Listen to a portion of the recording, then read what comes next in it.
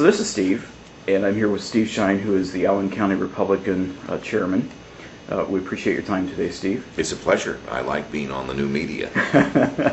Well, we want to talk a little bit today about the caucus that's coming up. Yes. What's the procedure that will be followed during the caucus? Well, possibly by the time this is up on the internet or soon thereafter, the state party chairman, Murray Clark, will determine what date that the caucus is going to be held.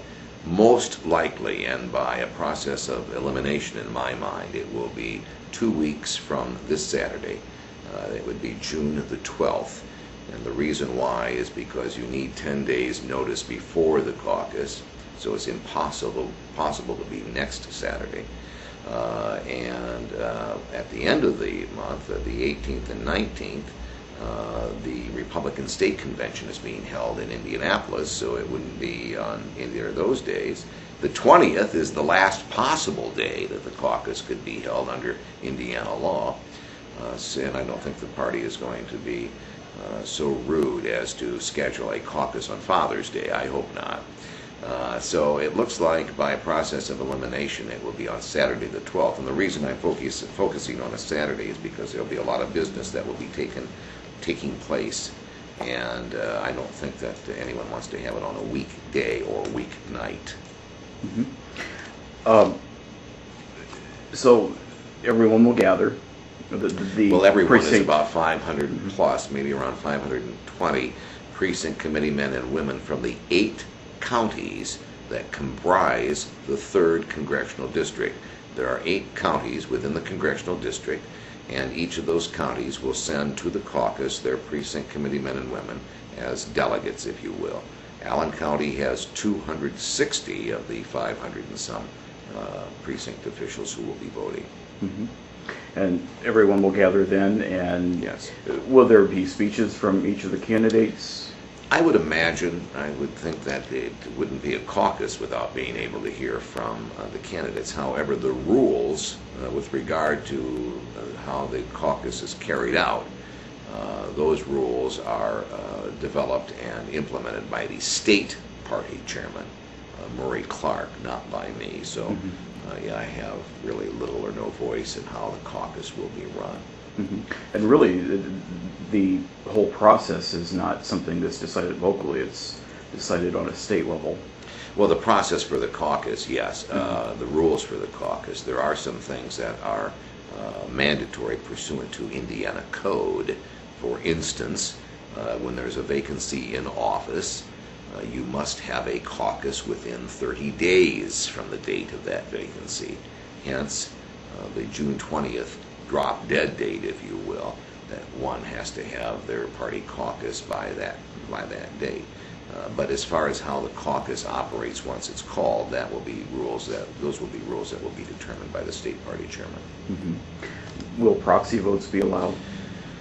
Not proxy by sending in the vote, but I believe, and this will be part of the rules that the state will determine, I believe that they will allow vice chairs, the precinct vice chairs, to vote in place of the precinct chairs if the notice is sent to the state in sufficient time to alert the state that a precinct committeeman will not be present, and hence his or her vice chair will be there in his or her stead. Mm-hmm. So everyone gathers, and then there's a vote that's taken. Yes. And is that the final vote, or if there's a tie? I wish there was going to only be one vote. It is going to be a process of elimination. How many people are cut on each round, that will be up to the state chairman. Obviously, if I had it my way, I would like to have one vote and then all 11 out of the 12 are dropped. It would make for a faster Saturday, but that's humor. In all seriousness, it will take, I believe, numerous go-rounds before a winner is decided, just by the fact that there are so many. Mm-hmm. And that's 11 as of today. It's 12. 12. Mm-hmm. Do you anticipate any additions? I've learned in this game not to anticipate anything, but it's died down somewhat from the mad rush to get your name out as being a potential candidate. Today is the first day that I have not had a call from anyone saying they were running. which was probably good news. What kind of challenges does this make for a candidate who might want to get into the ring? I mean, the filings, the campaign finances. Well, of course, there are rules and regulations where one has to file for their declaration of candidacy. There's also federal laws with financial declarations which a candidate for Congress must file.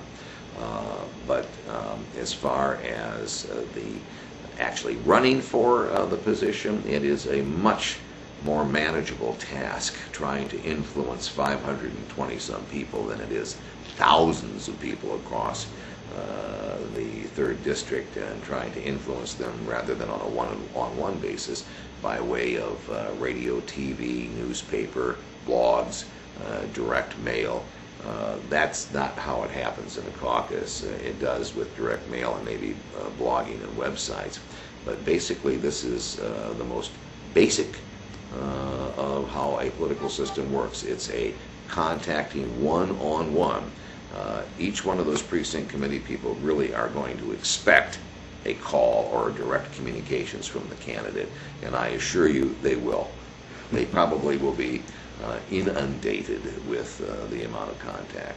Anything else about the caucus that's coming up that you might want to mention? It's an exciting time.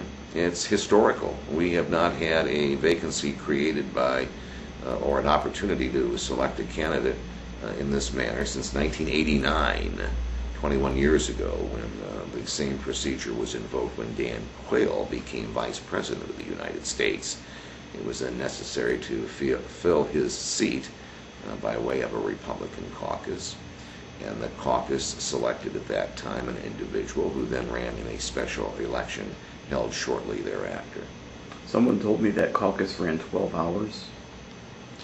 I hope said it was a long one. I was there, and I don't remember. I was too young to remember. But I am hopeful that for a Saturday in June, that we could expedite the resolution of the selection. There's two things that don't come around often. That's a congressional caucus to fill a vacancy, and then another thing that only comes around once a year, and that's a Saturday in June. And those are few and far to come in between to come by, and I think everybody likes their weekends. Sure. Anything else about the Allen County Republican Party you might want to throw out? And I guess I'll preface that. I'm sorry to interrupt. I know that you have a Meet the Candidates night. Is Yes. that coming up yet? Yes, and if this is viewed prior to that time, it is on Thursday, June the 3rd, 7 p.m. on the campus of IPFW. It is an event that is co-sponsored by the Allen County Republican Party, as well as the Mike Downs Center for Politics. We are tentatively scheduled to have it held in the Walb Union Memorial Ballroom, or is it Walb Memorial Union Ballroom? I probably have it juxtaposed somewhere, but it appears we may be moving it to the auditorium because of the anticipated size, so we'll let people know as it comes closer to the time.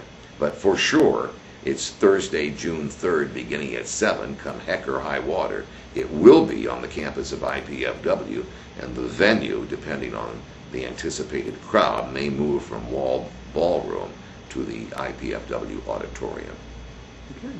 And anything else about the coming up? Oh, I could probably go on for years, having been chairman for 18 years. There's a lot of things, but Sure. I think I am very fortunate to have some very exciting, politically historical events happen on my watch.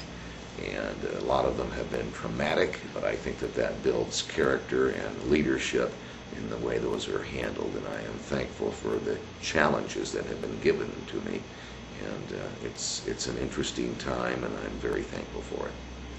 Well, Steve, we appreciate your time today. It's a pleasure to be with you, and again, on the new media where people have immediate and on-demand access to this rather than having to wait for a news story to come down. So I appreciate the opportunity to be part of your blog. Thank you very much. Thank you. Mm-hmm.